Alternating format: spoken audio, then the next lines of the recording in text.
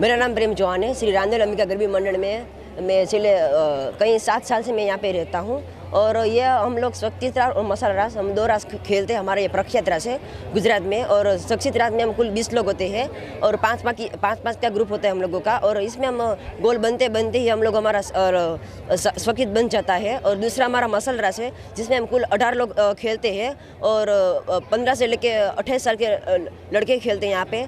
और माँ की आराधना है कि किसी को चोट नहीं आती है और किसी को कुछ भी नहीं होता है क्योंकि माँ की आराधना है, हम की दया भावना से हम खेलते हैं यहाँ पे।